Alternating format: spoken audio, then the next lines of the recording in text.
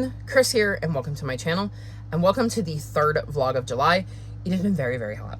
I am very, very hot. This is the third video in a row I filmed because I filmed my Queer Book Club options, then wrapped up last week's vlog, and now I'm starting this one's. It is actually the evening on the 15th, so I actually have some stuff that I have read. I have started Splinter and Ash. This follows Ash, who is a princess, and Splinter, who would like to be a squire, and they have met.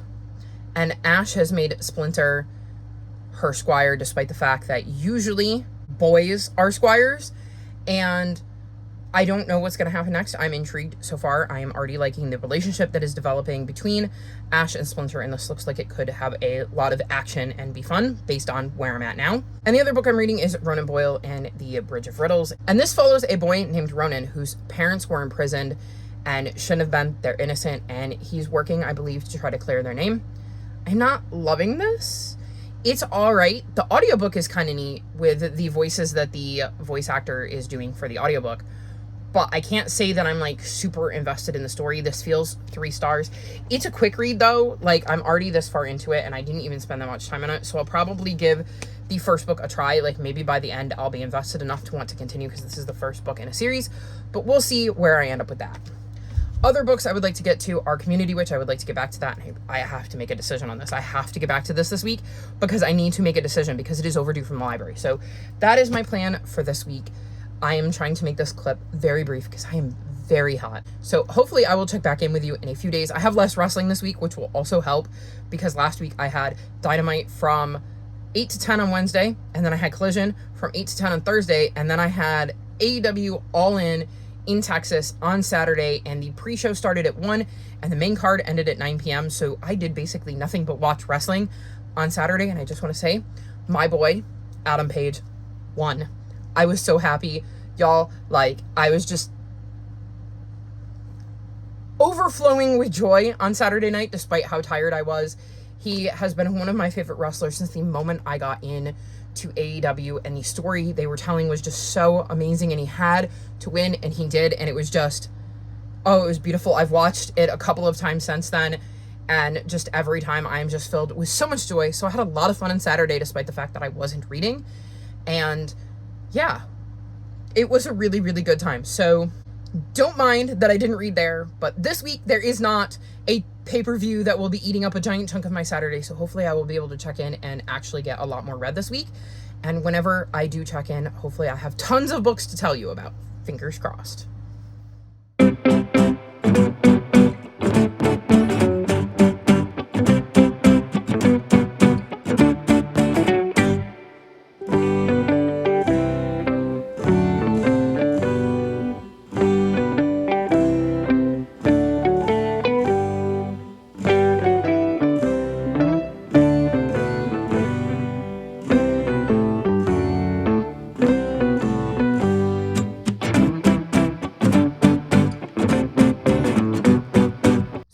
Actually Wednesday, and I'm finally checking in. You're getting an 8-day vlog. Oops. I have a helper here. She's already here. She's not happy because I filmed phase 10 and wouldn't allow her to come in and help me. I'm a big meanie, so now she's going to help me with this one, and I'm sure will be just tons of help. So the reason that this is 8 days is because on Monday I woke up and I was feeling decent. My allergies weren't bothering me. I felt like I had gotten a solid night's sleep. And I don't know if you've seen the vlog where I mentioned that I tweaked my knee. I believe it was the first vlog of the month. But my knee finally felt good.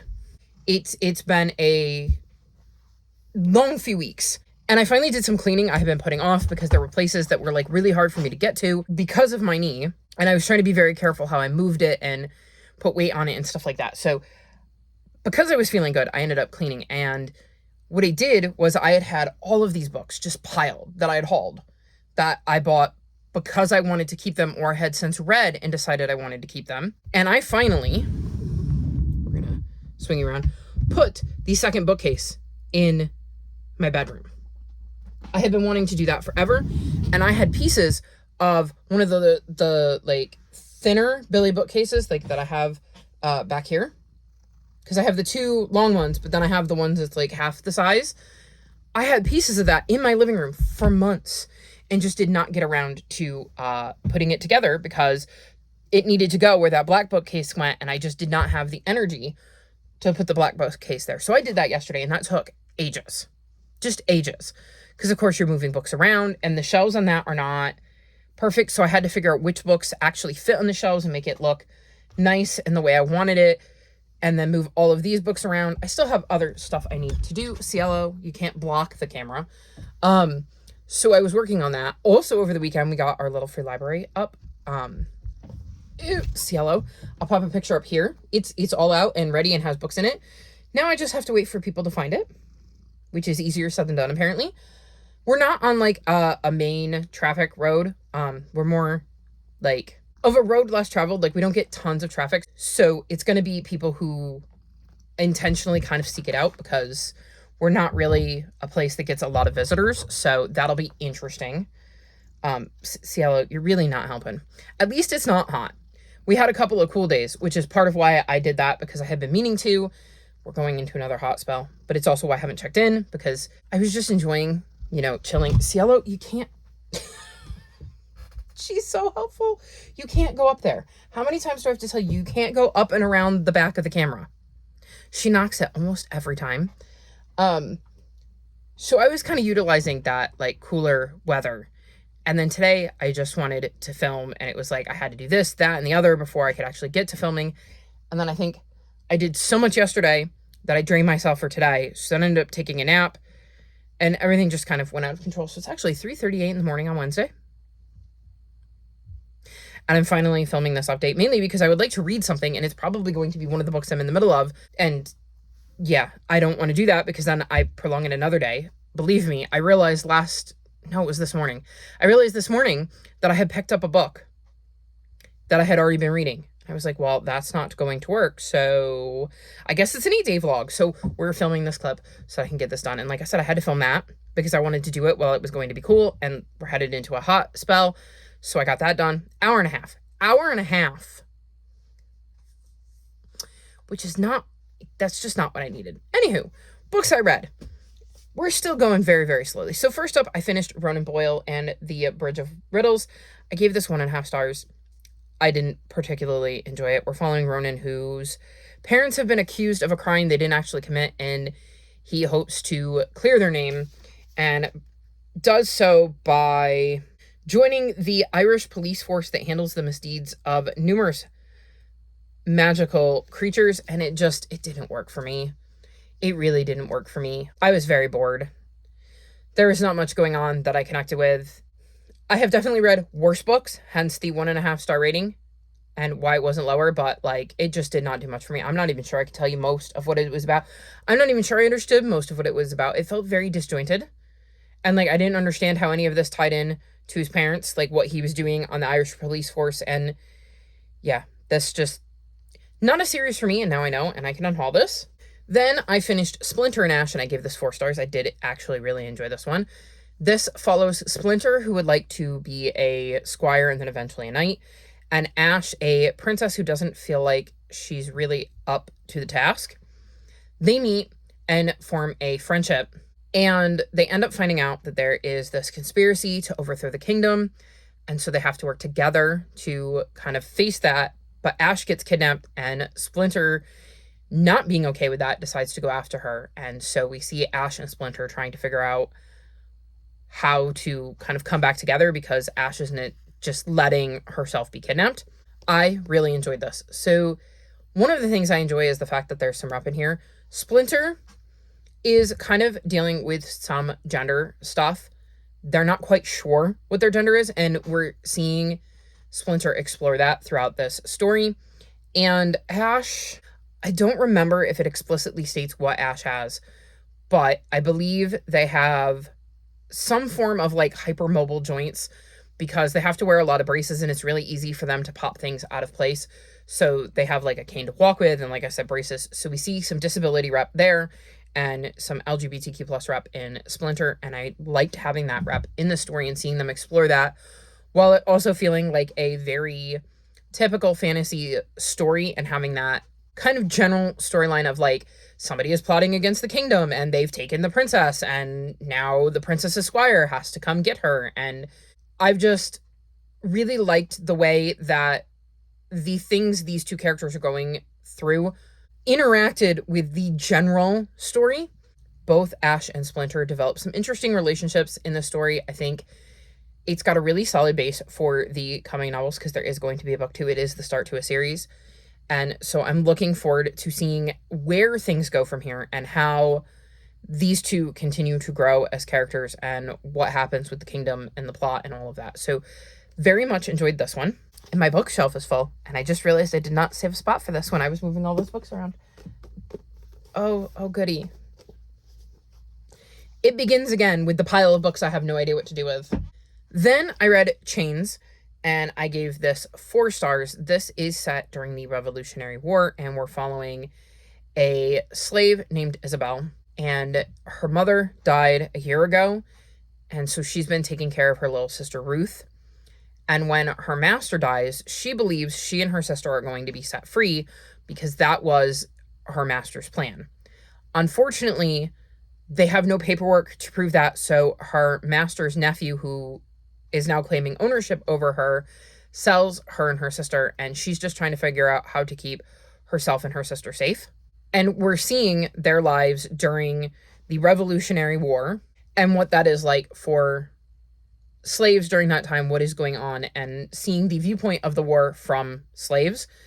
And I thought this was really intriguing. I really like Isabel and how much she loves her sister and how she goes out of her way to try to protect her.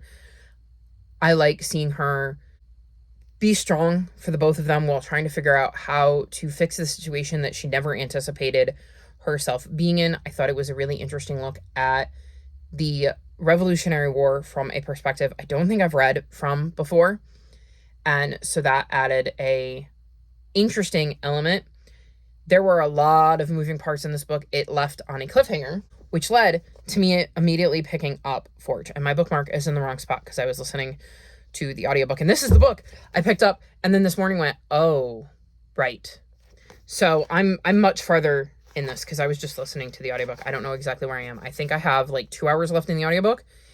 And this follows a different character, but is related to Isabel. Like, it connects to Isabel in the story from the first book, and we're following that character in this one, and it does connect to Isabel's story, but it is very, very interesting, and I am enjoying my read of this one, and I should finish this next week, although I am not planning on reading the third and final book in this trilogy until August, because I have been playing a lot of Library Chicken and Libby Chicken. Like, Library Chicken is more of a, hey, you have a physical book, and it's 2 weeks overdue, and we would really like it back now, and I have been doing that a lot. So a lot of my choices with what I'm reading right now is based on what books are now overdue from the library, and I need to finish before the end of the month.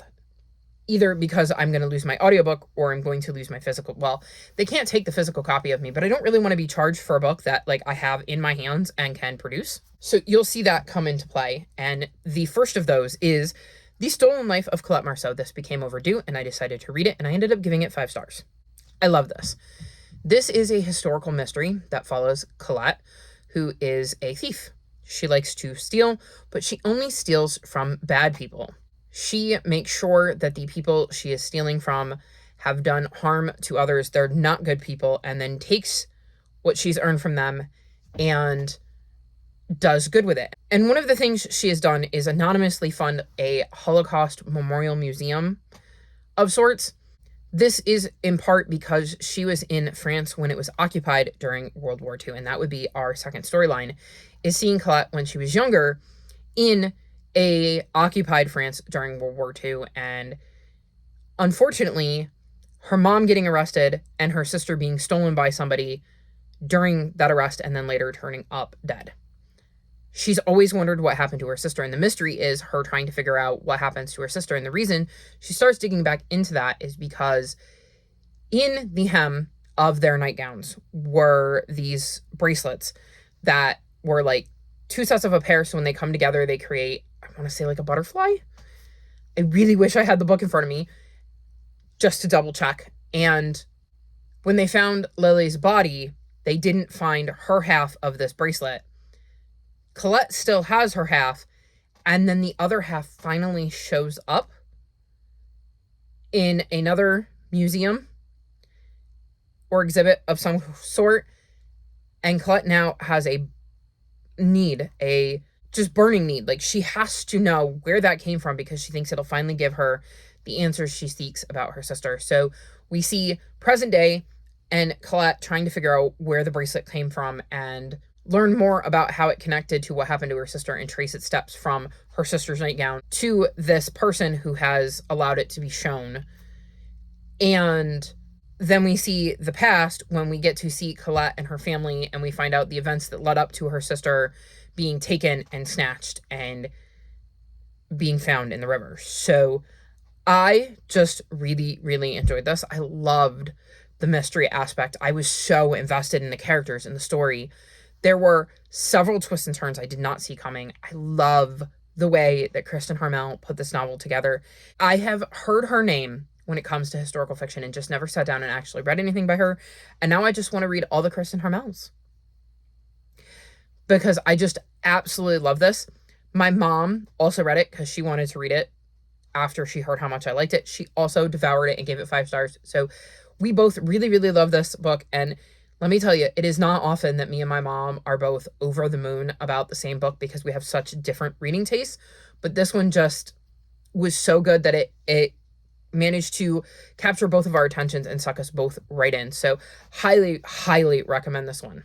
And then the only other book I finished is Part of Your World, and I gave this 4.25 stars. So this is dual perspective, and we follow Alexis and Daniel. And Alexis and Daniel meet when Alexis is driving home and swerves to avoid a raccoon and ends up in a ditch in this little town, and Daniel is the one that shows up to help her pull her car out. They end up having what looks to be a one-night stand, but Alexis had a really good time, and one-night stands really aren't her thing. She's coming out of an abusive relationship, and she ends up deciding that maybe she does want to keep seeing Daniel. What is interesting about this is Daniel is a carpenter slash mayor slash runs a bed and breakfast in this little town, and Alexis is living in a bigger city and is the daughter of world-renowned surgeons. She comes from a long line of world-renowned surgeons. I think it's 125 years the Montgomery family has been working at this hospital and just doing amazing and brilliant things with their talents. And so she can't really uproot her life, and Daniel is really entrenched in his. So it's supposed to be nothing but a fun little fling, except they're both developing feelings, and that's hard because Daniel does not really know what Alexis's life is really like because she's not open with him. And yet she's having so much fun and feeling so good about things that she can't quite give Daniel up. So we see them trying to navigate that, and let me tell you, it was interesting. I really had a lot of fun learning about Daniel and his world and Alexis and her world and seeing how their relationship developed. I feel like Alexis is a very intriguing character. I can see how she'd rub some people the wrong way, but I think there's a lot of growth in her throughout this book. There is absolutely some domestic violence and abuse discussed in here, so keep that in mind if that is a trigger of yours. It's not like super, super graphic, but it is there and is part of the story. Like I said, Alexis is getting out of an abusive relationship, so keep that in mind if you're wanting to pick that up. And I do think that adds to the story because it shapes a lot of who Alexis is and the choices that she makes and how she kind of goes about things. I thought the relationship between Alexis and Daniel was really sweet. I liked seeing it develop. I have been in such a romance mood, so this really hit that spot. It was spicier than I would like, but then again, if there's any spice in a novel, it is spicier than I would like. But it wasn't super over the top or to the far extremes. I thought it had a good balance, and it wasn't too awful bad. I wouldn't give it 5 chili peppers if I was rating it on a chili pepper scale. Probably more like a 2.5. But again, that could be skewed based on my reading of I Don't Want Any. I had a fun time with this, though, and I'm really looking forward to reading the second book, which is Yours Truly, their companion novels. And I'm curious to see who we see from this book in that one and how the characters we met in here that I've grown attached to kind of play out in the background, because I'm hoping we'll still get to see them because I had a lot of fun with these characters and just had a really, really good time with this. This gives me the type of thing where if I found out it was being adapted into a movie, I would want to watch the movie because it is my exact type of movie I like to watch. So very much enjoyed this one. and will continue the series. Then for books I'm in the midst of, I'm still working on Community Witch, but I haven't picked it back up. I don't know if I've read any more of The Bonanza King, so I'm just going to let you know I'm on page 105. I haven't picked this up in days. I'll get back to it at some point. It's interesting, not the most interesting, and there are definitely books I would rather be reading, so I've kind of been gravitating towards those, or, you know, having to read because I have no other choice, which you will see in just a second. So one of the books that is due is this one, The Aurelia Curse. I don't quite know how to pronounce that word. So this book is officially overdue from the library. The problem is this is book 3, and I have to read book 2. So I have picked that up, and I'm on page 104. This follows Ben, who in the first book meets a dragon and has to, I think, help protect the dragon, but dragons don't have a good relationship with humans. If I remember correctly, it's been a while since I've read book 1, and just in June I read 75 books. And I don't believe I read book 1 in 2025. So we're looking at well over 400 books I've read since I read the first one. But we're in this one, and we're still following Ben, and he's going to be looking for a griffin, hence the griffin's feather. So I'm intrigued by this. It is slower going physically reading this because I don't have an audiobook. And this is something I have found specifically with Cornelia Funke's work, that for whatever reason, when it's translated, and I've only found this with her work, when I've read translated books, if I don't have an audiobook, I read it so much slower. And I don't know why, because I've read the Inkheart series by her, and both books 3 and 4 I didn't have an audiobook for, and they took me forever to physically read. And I don't know why. So it's slow going on this one, but I'm going to finish both of these this month because this is overdue from the library. And then the last book I picked up due to it being overdue from the library is Warbreaker by Brandon Sanderson. I have no idea where I am. Because again, I listened to a little bit of this today. Let me see if I can figure this out. I think here. We're going to say here. I'm on page 132, and I'm enjoying this. This is intriguing. So we're following the story of these two sisters. A god king, one of them has to marry, the lesser god who doesn't like his job, and the immortal who's still trying to undo the mistakes he made hundreds of years ago. There's also magic here that is biochromatic and is based on an essence known as breath that can only be collected 1 unit at a time from individual people. By using breath and drawing upon the color in everyday objects, all manner of miracles and mischief can be accomplished.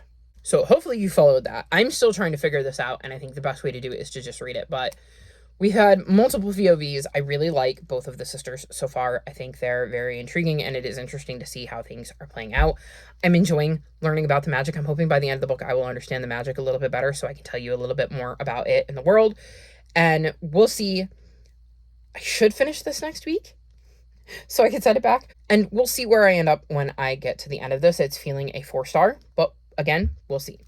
So that is the end of this vlog. Like I said, it's been very slow in July, and what I need is for this next week to be like June, but doubled.